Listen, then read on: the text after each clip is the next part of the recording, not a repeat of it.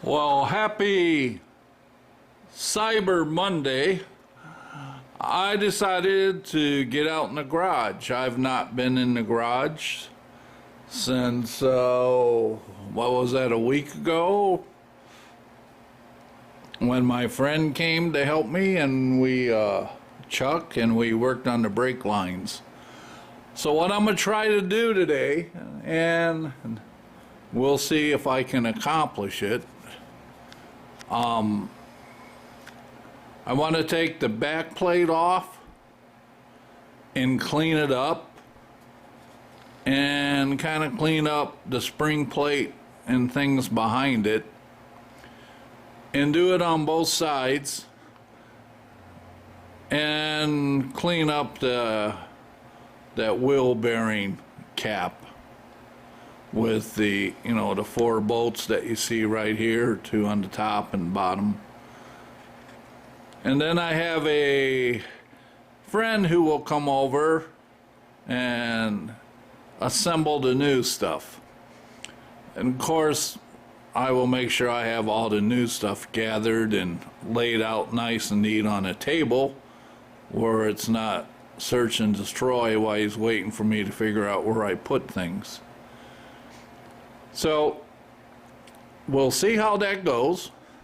Hopefully I can get down on one knee and with my air impact break that loose and accomplish what I'm trying to do.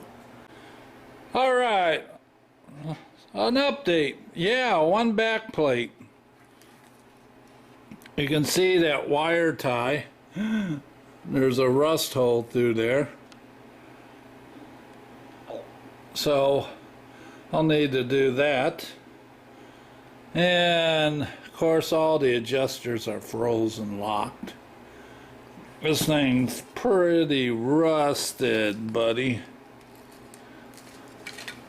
You can maybe see the rust, how the material's weak in there. I'll try to put some patch metal. I just got a feeling as soon as I touch it with the welder, I'm just gonna keep blowing holes. I'll try, see how it works. Now I went on the other side and these 4 screws holding the bearing cap, they're 14 mil, they came undone. The 17 mil nuts that hold the back plate on under the wheel adjusters, they came off. And on this side, this is the long bolt for the wheel cylinder. So let me see. Kind of hard for you folks to see here. Tilt it up there. So the wheel cylinder goes in there. I apologize for my terrible camera work. Too busy looking at what I'm doing than what I'm filming. So this is the long bolt that goes through here that holds the wheel cylinder, and then this bolts into the reduction boxes. So on the other side, everything came loose, and this is down on the bottom, the lowest bolt, and guess what? The head's rounded off. It has rounded off. Wouldn't be one on the top. It's kind of dark on this side, but you can maybe see I got the back plate off. Let me try to zoom in. Back plate's off, driver's side, passenger side.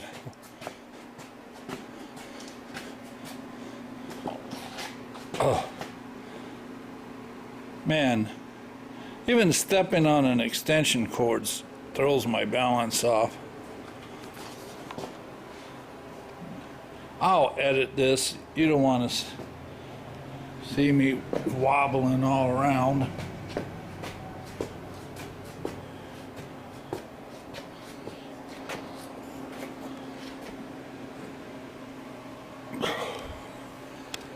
So yeah, here we are on the passenger side. As you can see, 14mm bolts for the bearing cap. They came off. 14mm bolt. She's rounded off. And she's down on the bottom. I can't get to the floor. So if I could get to the floor and clean it up, what I might try to do is get another bolt, put it up against it, the head, and weld it. And then the heat would transfer through the bolt. Maybe it's so long it may not do anything. So what I will do, as you can see, there's not a room in there. So all right, let me try again. The air compressor kicked on and it's loud. So how to get this apart? So two thoughts. I got a Dremel unit with little cutoff wheels, and I could fit in there and try to cut the head off. I can also try to get the center of the bolt and start increasing the sizes of drills, where I basically drill the head of the bolt away. Then the back plate will come off, and hopefully there will be enough meat on the stud where I can clamp it with vice grips and break it loose. Okay, I decided to drill the head off the bolt. So I'm going to start with this smaller drill. I don't know, it's around an 1/8 or a little bigger. Then the second drill will be this size. And the last drill, this is pretty much 5/16. I mean, it's just about right there. And we'll see how that goes. So that's what I do. I start small, get progressively bigger, and then you actually drill into past the head of the bolt where it meets the body of the bolt, and it just snaps off. Then grab this area in here with some vice grips. Make sure you got it really good and tight.